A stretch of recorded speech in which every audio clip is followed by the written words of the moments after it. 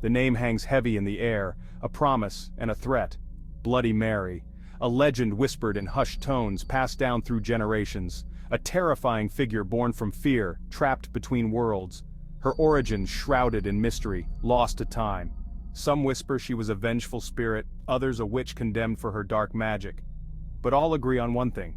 Bloody Mary is real, and she can be summoned. For centuries, the ritual has remained unchanged. A dark room, a mirror, and a name spoken thrice. A doorway to the unknown, a terrifying game of truth or dare. Some seek answers from the other side, others a glimpse into the future.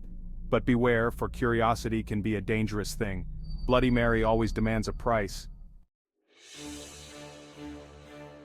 The air crackled with nervous energy, a palpable tension that seemed to thicken with every passing second. 4 friends, young and foolish, huddled in the flickering candlelight of an abandoned house, their faces painted with a mix of excitement and fear. Scoffing. Seriously, guys, this is ridiculous. We're wasting our time. Chuckling nervously. Come on, Sarah, it's just for fun. Nothing's going to happen. Emily, quiet and observant, clutched a worn book, its pages filled with ancient lore and mysterious symbols. Whispering, I don't know, guys. Something feels off. This place gives me the creeps. And then there was Ben, drawn to the darkness, his eyes reflecting the flickering candlelight with an almost unnatural intensity, as if he was searching for something unseen. They had come seeking a thrill, a brush with the unknown, hoping to experience something beyond the ordinary. The ritual was simple, almost laughably so, yet it held an eerie allure. Stand before the old, tarnished mirror, speak her name 3 times and wait. It sounded easy enough. Scoffing. This is such a waste of time. We're not going to see anything. Chuckling nervously. Yeah, but it's kind of spooky, right? Adds a bit of thrill to our night. But Emily felt a shiver crawl down her spine, a cold dread that she couldn't shake off. Something felt wrong, the air heavy with unseen eyes as if they were being watched. Ignoring the growing sense of dread, Ben took a deep breath and began to speak, his voice barely a whisper. Whispering, Bloody Mary, Bloody Mary, Bloody Mary. With more confidence, Bloody Mary. A cold draft snaked through the room, extinguishing the candle and plunging them into darkness. Panic surged through Sarah. Josh stumbled back, knocking over an empty paint can with a deafening clang. Only Emily remained still, her eyes fixed on the mirror, now reflecting only the faintest sliver of moonlight. And then, she saw it.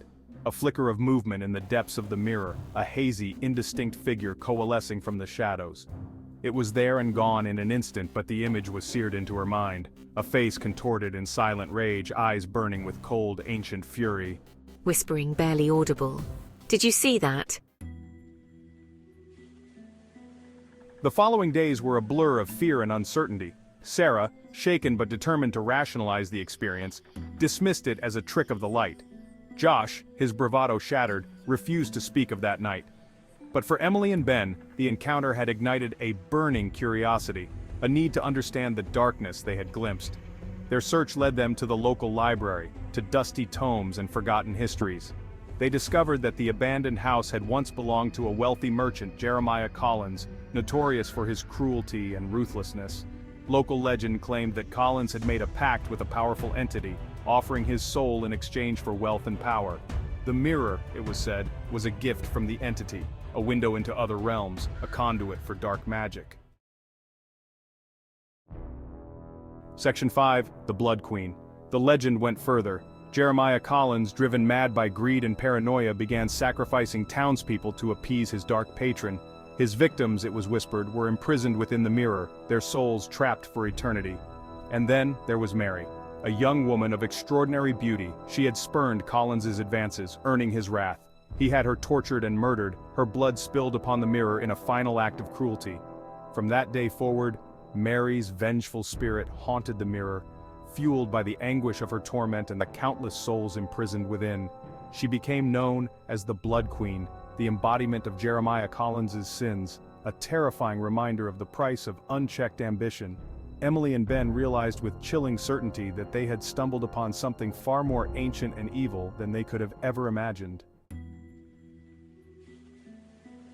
Section 6, Trapped. Panic set in. They had awakened something, released a darkness that should have remained dormant, a force beyond their understanding. I didn't believe it at first, but now I'm scared, truly terrified. Sarah, initially dismissive, was now pale and shaken, the reality of their situation sinking in, the gravity of their actions becoming clear. It's all my fault.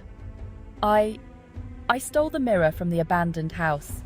I just wanted a souvenir, something to remember this by, a keepsake of our adventure. Josh, racked with guilt and fear, confessed to stealing the old mirror from the abandoned house, wanting a memento of their adventure, not realizing the consequences. It was in his room now, a constant, menacing presence. That night, the nightmares began, haunting their every moment of rest.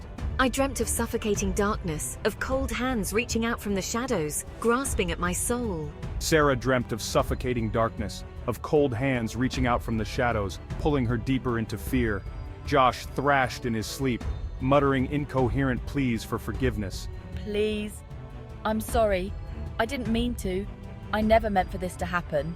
Emily awoke with a gasp, the feeling of unseen eyes boring into her, the taste of blood heavy in her mouth.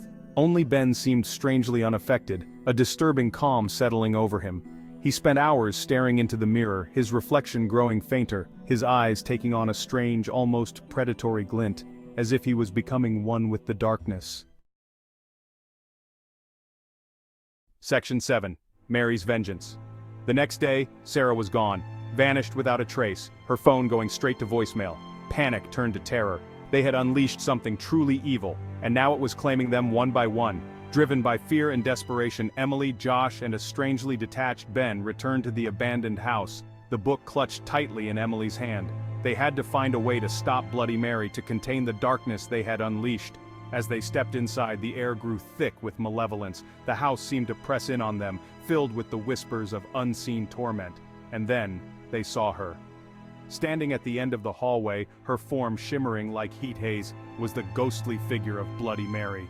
Her eyes, burning with cold fire, were fixed on Ben, a cruel smile playing on her bloodless lips.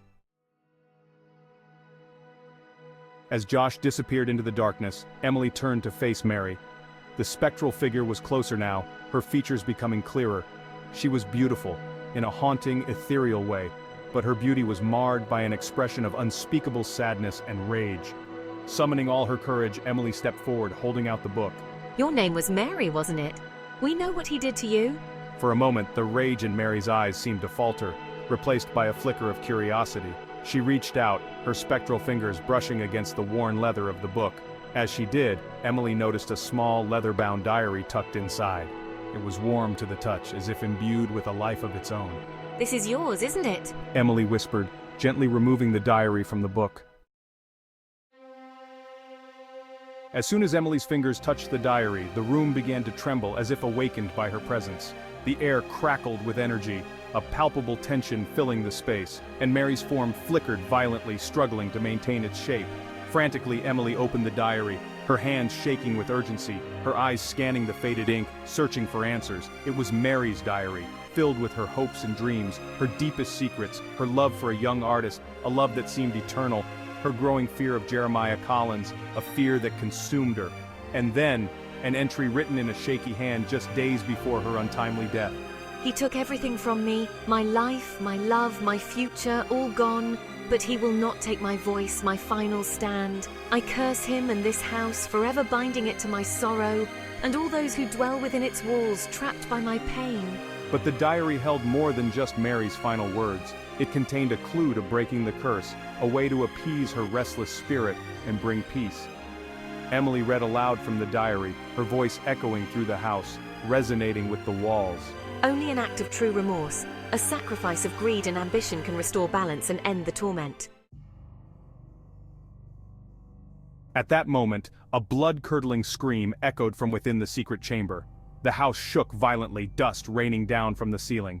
Emily watched in horror as the mirror, the source of Mary's power, cracked and shattered, a blinding light erupting from its depths. Then, silence. The air felt lighter, cleansed. Of Ben, there was no sign, only the lingering scent of ozone and a faint, almost mournful sigh echoing through the empty house. Emily and a traumatized Josh left the house, forever marked by their encounter with Bloody Mary. The legend, however, lived on, a cautionary tale whispered in hushed tones. a reminder that some doors are better left unopened, some truths better left buried. For some legends born of darkness and despair are meant to remain untold.